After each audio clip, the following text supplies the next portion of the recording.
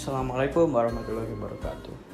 Kami dari kelompok ini akan membahas tentang sejarah kerajaan Goa Talo di Indonesia. Saya Hugo, 10C, dan hari ini saya akan membahas tentang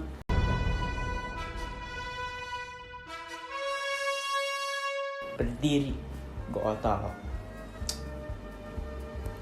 Pertama-tama, cikal bakal kerajaan Goa abad ke-14. Pada awalnya, di wilayah Sulawesi Selatan terdapat 9 komunitas yang dikenal sebagai Kasuwiang Salapang. Komunitas-komunitas ini sering berselisih hingga mereka bersetuju untuk di bawah satu kepemimpinan. Menurut legenda setempat, pemimpin pertama adalah seorang wanita bernama Tumanurung Benia. Ia diangkat menjadi raja untuk mendamaikan federasi 9 komunitas tersebut yang lama-lama menjadi komunitas Goa. Perpecahan menjadi Goa dan Talo abad ke-15.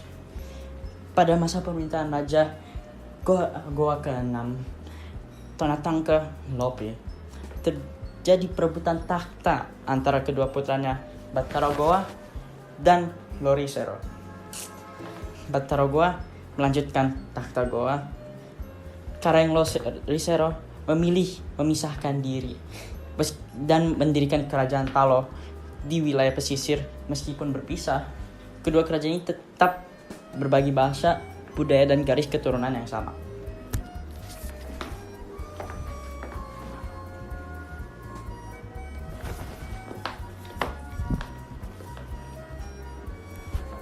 Nah, itu dari. Mari kita lanjut ke letak geografis dan strategis.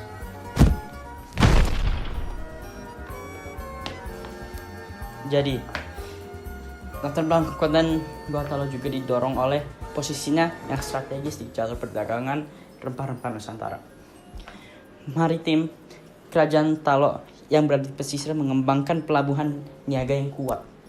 Agraris, kerajaan Goa yang berada di pedalaman menyediakan pasokan beras dan hasil bumi. Kombinasi kekuatan maritim dan agraris ini menjadikan Goa Talo sebagai kekuatan dominan di Indonesia Timur pada masanya. Setelah itu, lanjut ke masuknya Islam.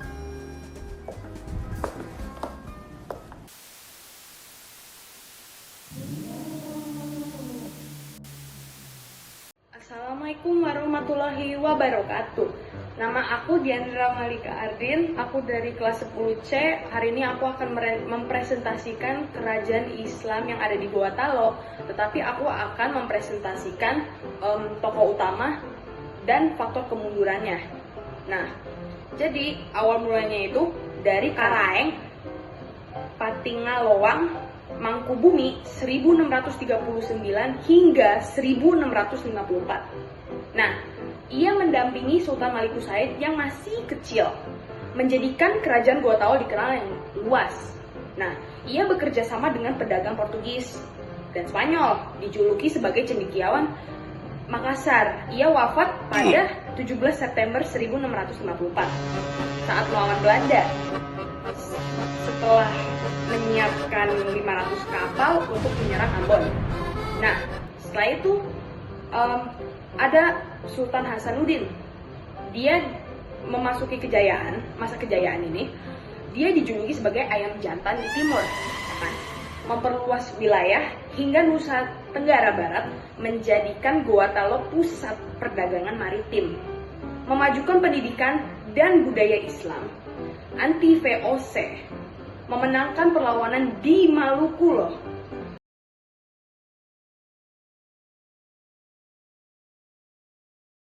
Belanda memecah belah-belah dengan mengadu domba kerajaan Bone, yaitu kalau nggak salah nama rajanya Arupalaka ya.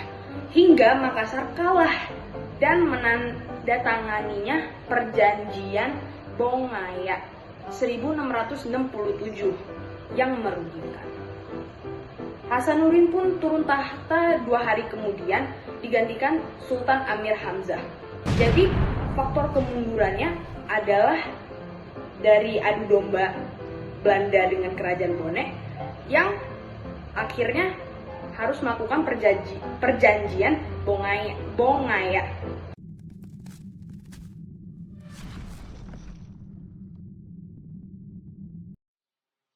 Kerajaan Gorontalo berperan sebagai pusat penyebaran Islam di Sulawesi Selatan dan Indonesia Timur pada abad ke-17 melalui dukungan raja-raja seperti Sultan Alauddin dan Karaeng Matoyawa. Islam diresmikan pada tahun 1605 lalu disebarkan melalui dakwah ulama yaitu Datuk Wibadang, diplomasi, serta militer untuk memperluas pengaruh ke kerajaan tetangga.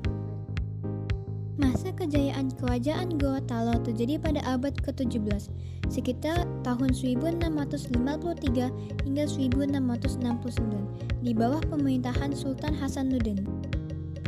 Makassar menjadi pusat perdagangan rempah-rempah internasional terkemuka di Indonesia Timur, dan kekuatan maritim yang dominan berhasil menguasai sebagian besar Sulawesi, Nusa Tenggara, dan sebagian Maluku. Assalamualaikum warahmatullahi wabarakatuh. Nama saya Ahmad Zulfikar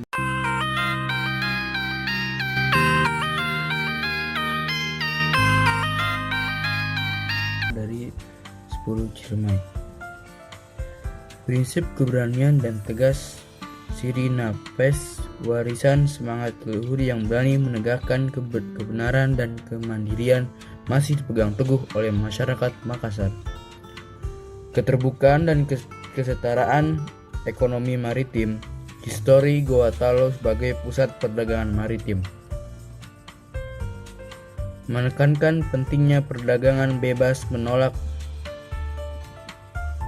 monopoli dan terbuka terhadap kerjasama internasional. Semangat anti-monopoli, penolakan Gorontalo terhadap VOC, mencerminkan nilai keberpihakan pada kedaulatan ekonomi lokal, relevan dan semangat kemandirian ekonomi saat ini. Nilai Islam sebagai identitas, sebagai kerjaan pelopor penyebaran Islam di wilayah Sulawesi Selatan, nilai-nilai spiritual Islam yang berpadu dengan adat masih menjadi pondasi budaya masyarakat.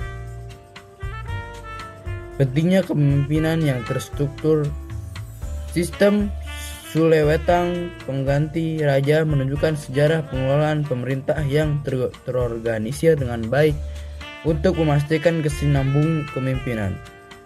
Pentingnya pelestarian, sejarah dan wisata. Warisan fisik seperti benteng Rotterdam, Masjid Katangka, dan Istana Bala Lompoa menjadi simbol sejarah yang aktif kembali sebagai pusat edukasi dan pariwisata budaya.